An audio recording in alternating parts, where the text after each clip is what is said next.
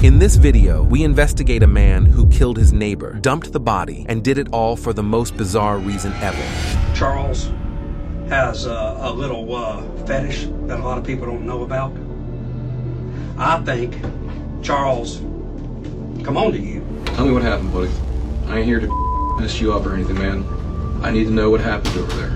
The year was 2019 in Pensacola, Florida. The local sheriff's office received a call about a possible deceased person who had been wrapped in a tarp. A lady who lives in the neighborhood was out walking her dog as usual, but all of a sudden the dog started pulling her towards the forest where she found what she thought looked like a dead body. The first thing investigators noticed when getting down there was a smell so bad it could only mean one thing: the process of decomposition of the human body. This is a smell so bad your body will never forget it. Right next to the body and the road was a sheetrock. The sheetrock had a good tire impression, and there was also a visible footprint. On the crime scene, they also found orange twine that didn't appear to be weathered. If an object had been left out there for a long time, there would have been weathering to it. Investigators put two and two together and concluded that the dumping of the body took place within the last couple of days. Investigators initially observed that the deceased person had been bound with duct tape, not only on his body and hands, but also wrapped multiple times around his face. The deceased person's fingerprints were still intact,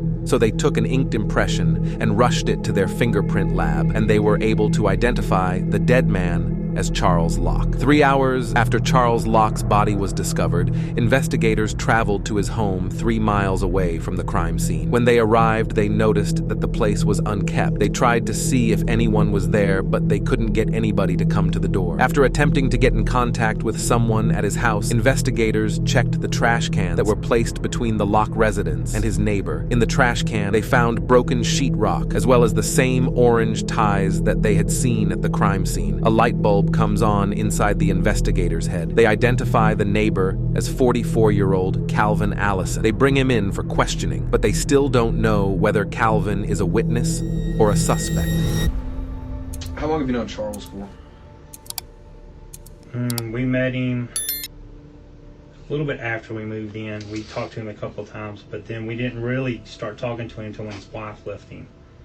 And he came over, and my wife's... I'm sorry, when did his wife leave you, by the way? a year and a half ago. Okay. Did he come over frequently, or did you guys go over there frequently to see him, or were those circumstances? About once a week, we would take him a plate if we cooked out, but he would come over sometimes and sit down. He came over for Thanksgiving and Christmas dinner. We came over. When was the last time you had seen Charles? Sunday night, when I took him the plate, took him a pork chop dinner. We cooked on the grill. At this time in the interrogation, one of the interrogators is starting to receive messages from the investigators about stuff they are finding on the scene. The first thing investigators noticed was a large pool of blood in the living room area inside Charles Locke's house. As they made their way through the house, they found another area where the carpet was saturated in blood, and there appeared to be drag marks across the carpet. This means that they have the location of where the crime occurred. During the interrogation, investigators also learned that the tire mark left on the sheetrock near Locke's dead body matched with one of the tires on Calvin's truck. How did your tire, your left front tire, because you have 4 different tires on that truck, your left front tire's cupped? Okay, you know what that is, right? Cupped. All right, it's when you ran over the sheetrock, it left the black tire marks on there that matches your tire. Now either you got some luck, okay? I didn't do it. Who did it? I can't tell you, but No. I didn't do it. You were there. I wasn't there. Calvin. I've been at work and was... When Calvin continues to deny any involvement, investigators draw on information received during the search of Charles Locke's home and come up with a possible scenario. Because pools of blood and drag marks weren't everything they found, they also found evidence that indicated Mr. Locke might have been living an alternative lifestyle and liked to dress up as a woman. They found bras, panties, and all types of lady clothes. So detectives start thinking that when Calvin comes over to his house to bring him food or something of that nature, does Charles Locke make a pass at him or say something in a suggestive sexual way that might have set Calvin off? Charles has a little fetish that a lot of people don't know about.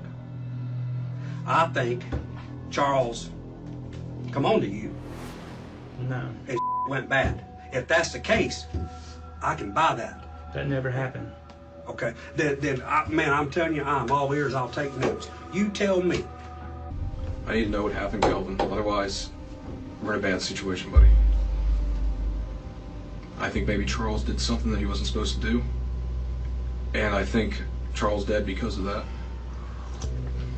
Now, listen to your boss, okay? Calvin, look at me. Calvin is starting to get lower and lower and drop down, at which point the interrogator puts his hand on his leg. It's almost like he's trying to tell him that everything is okay and that all of his stress and pent-up negative energy will go away if he just confesses to the murder. Tell me what happened, buddy. I ain't here to mess you up or anything, man. I need to know what happened over there.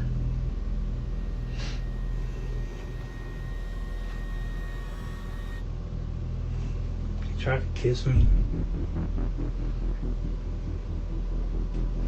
He tried to kiss you. Grabbed me. And I pushed him down. I don't think he hit his head on the, I don't know what it was. The blood was coming out. It's okay, Calvin. No, it's not okay. Once the other interrogator saw that Calvin was starting to open up, he left. He saw that the other interrogator had him, and he didn't want Calvin to hold back due to his presence. Calvin has now asked to call his wife, a wish he was granted. Hey, What is going on, Calvin? I did something bad. Why? I took him the food. When I set it down in the kitchen, he made a pass at me and I pushed him and he fell.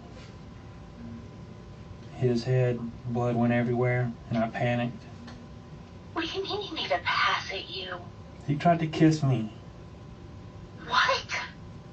Why would you not say something? Like, why would it was an accident, Calvin?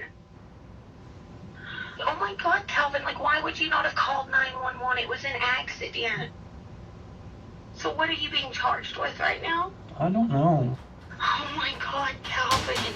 After 4 hours of interrogation, Calvin was placed under arrest and charged with second-degree murder. After a 2-day trial, Calvin Allison is found guilty of second-degree murder, grand theft, and tampering with evidence. He was sentenced to life in prison without the possibility of parole. Click the video on the screen right now if you want to see a hospital employee turned serial killer be brutally interrogated by the FBI